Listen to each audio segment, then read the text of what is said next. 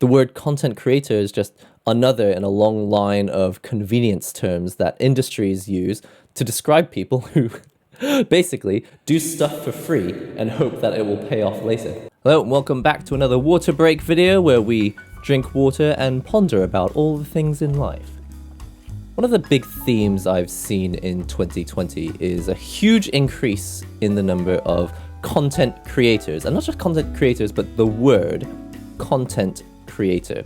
And sometimes you'll even see tweet posts like, who's your favorite content creator? Please mention them here. And often as a person who runs a YouTube channel or a Twitch stream, I'm often asked, like, what does it feel like to do this as a content creator? Or how do you go about this kind of thing as a content creator? And every time someone calls me a content creator, I'm kind of like, you keep using this word. I do not think it means what you think it means. But of course, people have their own understanding of the word content creator. A person who makes content. You're watching this video right now. So by definition, I'm a content creator, right? Well, personally, I don't really see myself as a content creator. And my main thing with this word is that it sounds like I'm some kind of factory and I'm providing this thing because people need it. So for me, one of the biggest ones is the word content itself reminds me of download content. It's like this thing that if you don't make after the game finishes development, then people are going to complain that your game is incomplete because you didn't actually give us more stuff. But often, and even the opposite can happen where people are like, oh, there was too much DLC and now the game is not complete unless we spent all this extra money and why did you make so much content? So it goes both ways. But on a very basic level, the way I see myself is in all the individual things that I do. And I don't think there is a word for the specific type of person I am. Someone who likes to make videos, but also likes to write music, but also likes to draw, but sometimes likes to play games. I think really the only word is just human being, really. It's getting really hot. I'm going to turn the fan on. Okay. But my initial reaction when I hear the word content creator, like, you're a content creator, why don't you make some videos or something? My initial reaction is just, well, it's not my job to feed you just because you have this hunger, because you seem to have 2 to 3 hours of idle time every day to watch YouTube. And even if you don't have 2 to 3 hours a day free, you like avoid doing 2 hours of something else so that you can watch 2 to 3 hours of YouTube every day. It's not my job to feed your addiction just because you can't live without it. That doesn't change the fact that I love doing it. I love making videos, but I don't like feeling any kind of obligation that I have to do it.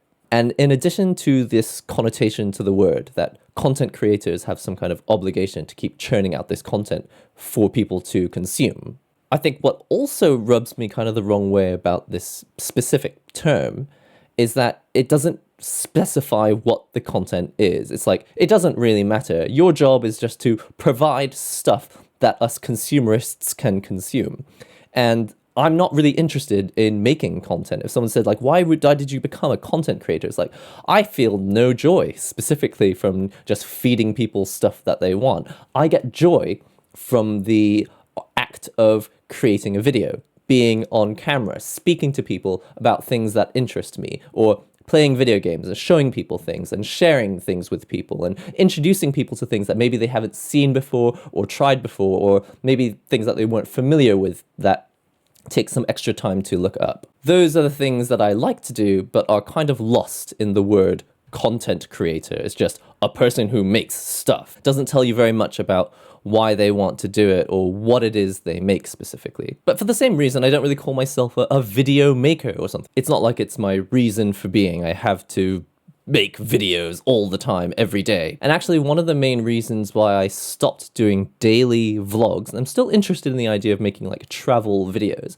but I don't make vlogs because it really occurred to me when vlogging started to kind of, I don't want to say that it died out, but when a lot of the big vloggers decided to stop vlogging, that's when I realized, like, I don't find this person interesting at all. And I just immediately switched off like that. I didn't watch any more of their videos. And it turned out that I had kind of tricked myself into thinking that this vlogger was interesting, when really what had happened is I had become addicted to what comes next, which is a very interesting, very effective way to create a channel if you want to increase subscriptions or increase monetization or increase the number of views or increase the number of minutes viewed. As a business, this is a very important tactic. But personally, I didn't want to be part of it. I don't want to get everyone addicted to seeing everything that I do every day in a vlog. And then when I stop doing it, I didn't want people to feel the way that I did when I watched someone else stop vlogging and then go, hey, you know what? He's actually not very interesting. I don't even like this person. Don't want to hear what they have to say. Don't want to see them do stuff. I think the feeling I wanted to avoid inducing in people was one of like alienation. You all came here to see this YouTuber, but then when they stopped doing daily vlogs, you realize you don't even like them. And that was an alienating feeling, and I felt like I had kind of lost touch with a friend. It was like, wow, the basis, this foundation of our friendship is nothing like I thought it was. But let's talk about the word content creator specifically. Why does it exist? And I think the word content creator exists for the same reason that any word that describes a group of people exists. Convenience, right? At the moment, the word is content creator, but before, the word was influencer. And then the word before that was YouTuber. It was YouTuber, and then after that, it's like, well, actually, YouTubers are also on Instagram and also on Twitch, so let's just call them influencers. Especially with the pandemic happening, it felt like people were at home, very, very idle. Even though they were supposed to be doing all their work at home, it was unfamiliar. People are not used to working from home, and they haven't been trained to do so specifically. And so suddenly there was this massive feeling of emptiness and void where people needed to fill it with YouTube videos, like to watch them. And so anyone who played a video game and decided to start up a YouTube channel in 2020, I think they instantly got labeled content creator. And suddenly, because it was a buzzword, if you wanted to be picked up by a sponsor or to be sent free products so that you could make unboxing videos or so that you could get partnered on Twitch so you can get better revenue from that and use that as a part-time job, especially during 2020 when there's a pandemic and there's lockdown and people are losing their jobs and people need to find new ways to make money and increase their revenue streams. I really want to stress that I have nothing against content creators. I actually have nothing against a person who even calls themselves a content creator. If that's what you believe yourself to be, that's absolutely fine. And in fact, I'm overjoyed that there's more content than ever before. 2020 has seen a large number of people who maybe they were going to tournaments before, and so they were too busy to start up a channel and create videos regularly. But because of 2020 causing the specific situation that it has, a large number of people have more time to create content, which means that I have plenty of stuff to watch on YouTube all day, every day, and it's fantastic for me. What I do find, though, is that a large number of people will put the word content creator in their Twitter as if they automatically grade up and rank up and become a new form of more valuable person than they were before.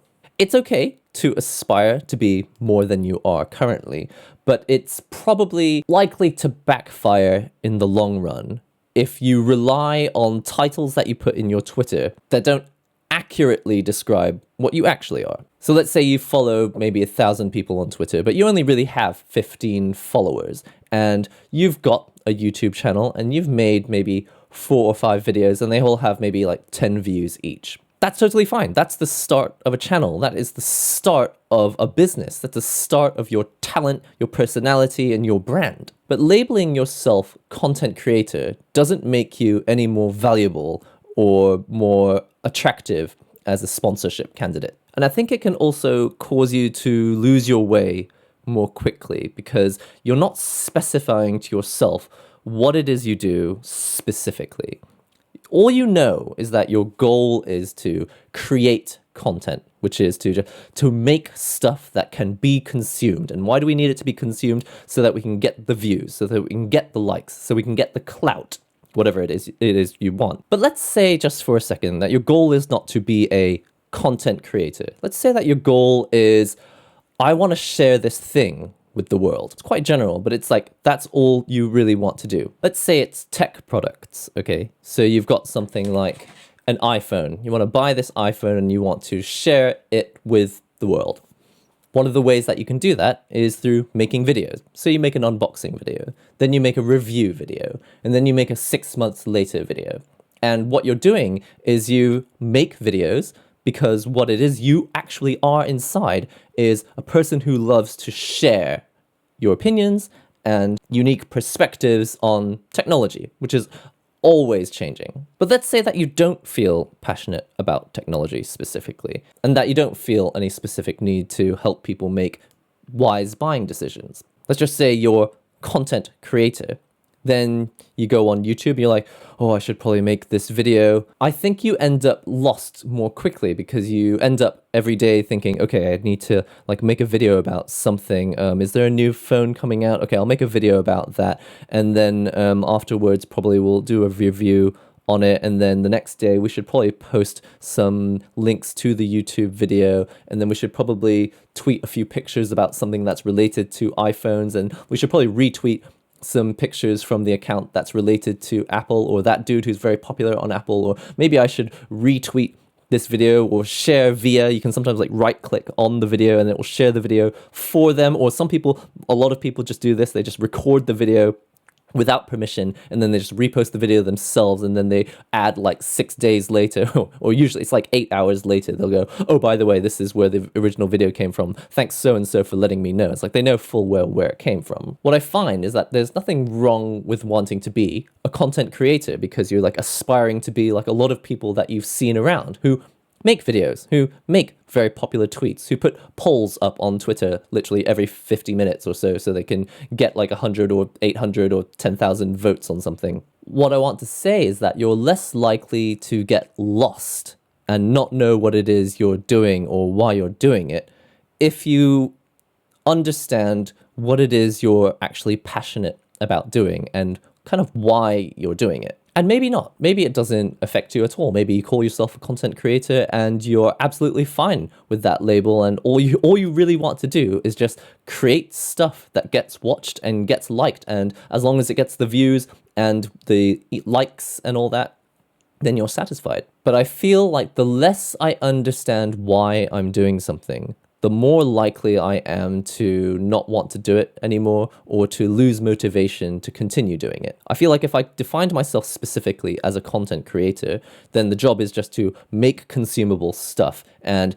once it's out there, it's not stuff that I'm even especially passionate about or think that I made the most definitive version of it. It's just like, there needs to be consumable stuff out there. And I put it out there. Then it's like, okay, what do I do next? I don't even really want to do the next thing. It just becomes this extra chore. And every time I feel like the channel is becoming a chore, just a thing that needs to be done, I generally just stop doing it.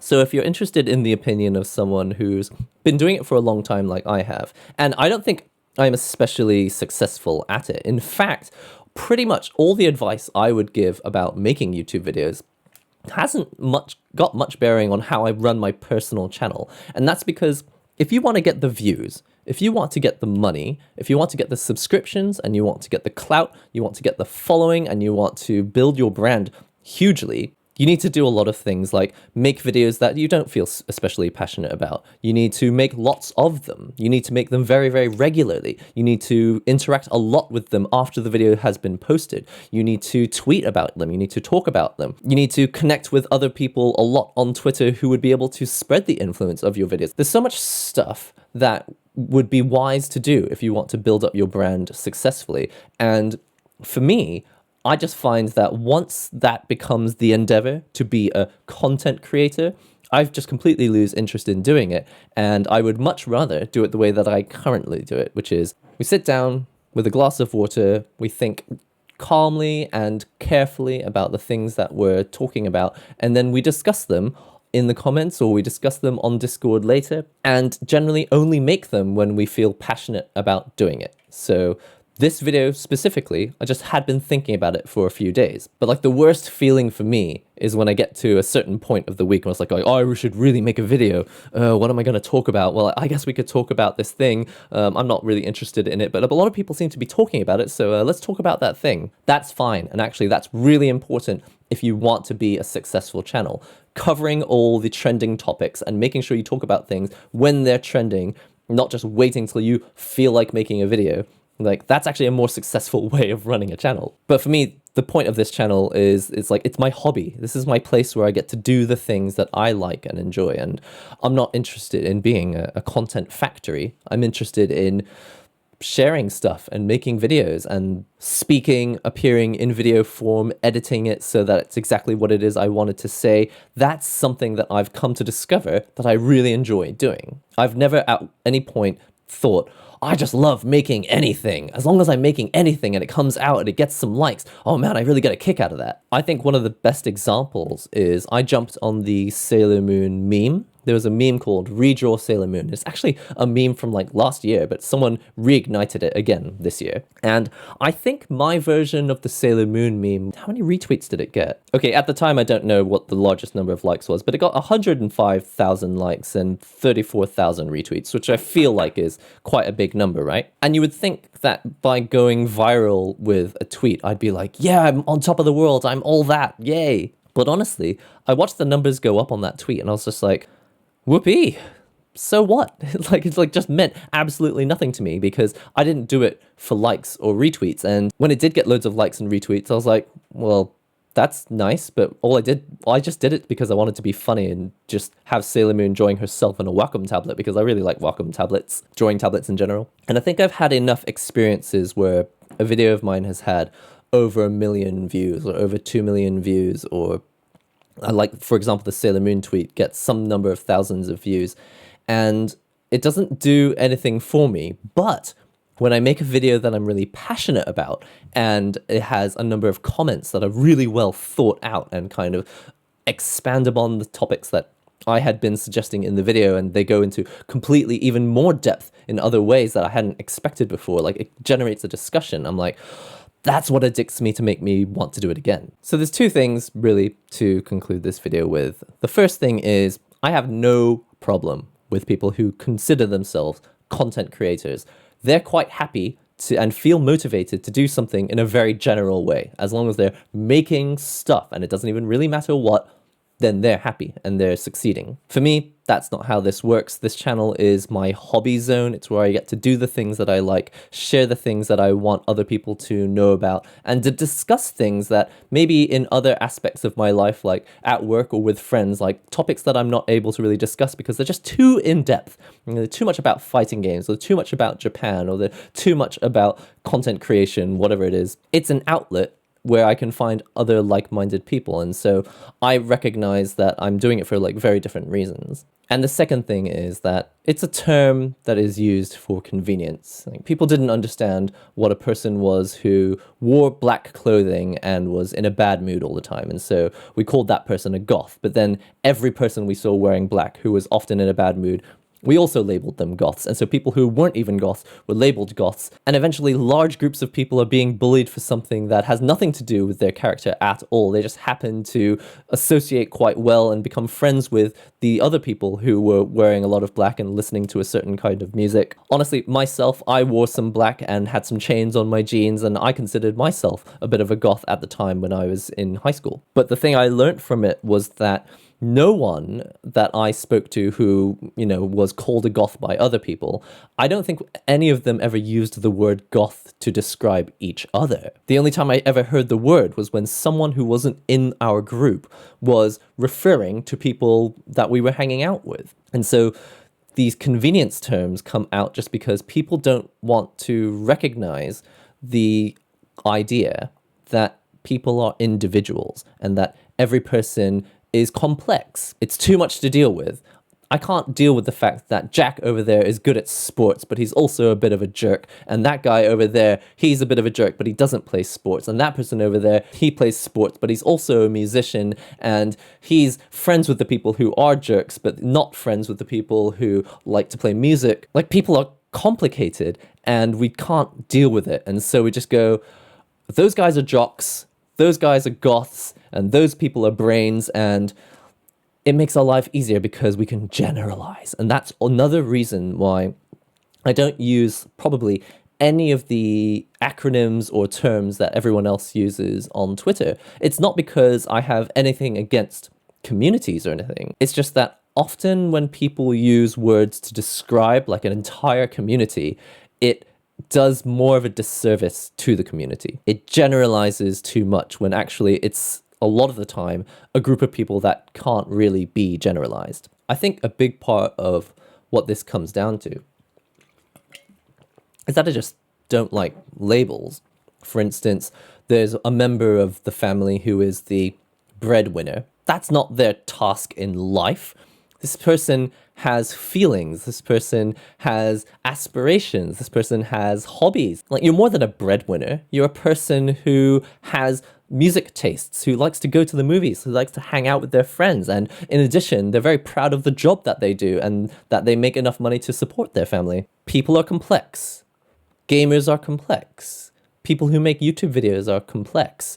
People who make content are complex. The word content creator is just another in a long line of convenience terms that industries use to describe people who basically do stuff for free and hope that it will pay off later. But I have to reiterate the point that I have absolutely nothing against anyone who considers themselves a content creator. Maybe that's just your way of doing things. You don't really mind what it is you make as long as you're just making stuff. And I just feel like I wouldn't be able to describe myself that way. So there it is.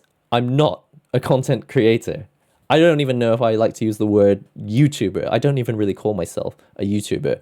I often say I'm a person who has a channel. I have a certain amount of maybe influence, or I have a certain amount of reach. And these are useful metrics when you're talking to people and doing deals, like trying to get sponsorships or do business with people or find products that you can review and unbox. But that's it, really. Just been thinking a lot about this term content creator because I've been hearing it a lot. And in fact, just because the industry uses it a lot to describe people and generalize about people who essentially they want to do all these jobs for them for free. Welcome to your one-day internship where you get to advertise the new iPhone or whatever it is during the next event. I don't find it particularly useful as a motivation to call myself a content creator. I know that I like making videos, but even then I wouldn't say I'm a video maker. It's just something that I do, and it's part of this channel, being an outlet for things that I like to talk about, things I like to share with people, things that I like to engage in discussion with. And I'm really grateful that you've all followed me along for the journey. So anyway, if you'd like to talk more about stuff like this, we can actually discuss this stuff live if you follow me on Twitch. So the link to the Twitch for live streams is below, and you can also join us on Discord where you can chat about games, fighting games, Japan, what have you, anime, manga. And if you're not already subscribed to the YouTube channel, please do subscribe and click that notification button. I would love to increase the percentage of people who actually get notifications when these videos go live so that you're notified immediately. And let me know what you think about the word content creator. Would you describe yourself as a content creator? And would you feel comfortable labeling someone who doesn't call themselves a content creator, calling them your favorite content creator? Do you think like there's absolutely no issue with that at all? Or does the word kind of rub you the wrong way, the way it does for me, where it's kind of like instantly you're just a producer of consumable stuff and you're like just feeding into the consumerist society of the world that just opens their mouth and just needs to more, just feed me more stuff while I sit in my chair idle waiting for 2020 to end. That's all for now. Leave a like on the video if you enjoyed it, and I'll see you all in the next Nihongo Gamer video.